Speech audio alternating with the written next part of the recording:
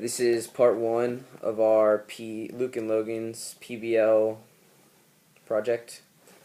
And so to start off, we used a tissue box for our base.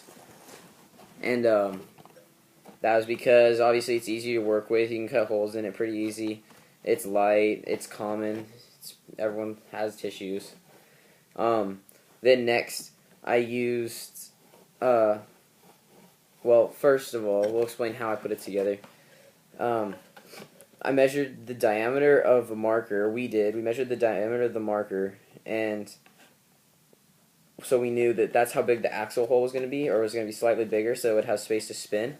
So then we took a ruler, and we strung it across the bottom here, and so on both sides, so we marked it at the same distances for all four of the axle holes. We made these two the same, and we made these two the same, and then we strung them through. And then the reason we used markers for our axles is because, interestingly enough, it fits perfectly, but just on this side, so I could push it through, and it was like it was too small on this side, but once it gets to this side, it fit, like it was a perfect fit. So I used that, and then I taped them together, kept them together, used duct tape, just spun it around like that, used that for both of them. And then once we had strung those through, we took electric tape, which is this black tape right here, and I experimented with duct tape, but I found electric tape worked better. So we took the electric tape for these to keep them from going from side to side. As you can see, there's like very little movement there, and that'll just keep it on a straighter path. Obviously that's what you're going for. It'll give you better distance. So I did that. The reasons for using these supplies, I already explained the tissue box. It's common, it's light, it's easy to cut through.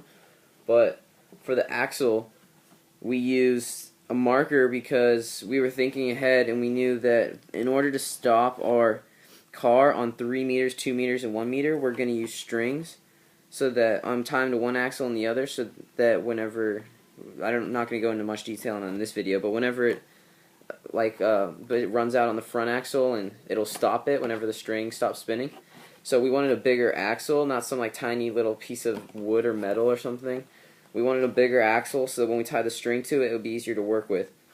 And then for the wheels, again, that's like a common thing. Most people have CDs in their house, and if not, it's easy to get a hold of.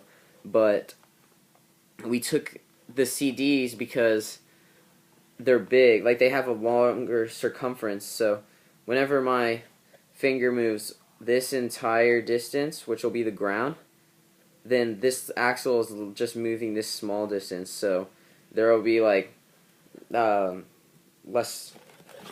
the friction acting on it, it'll be able to spin more times because the axle is moving very little amount compared to what the wheel is, so we'll get a longer distance basically.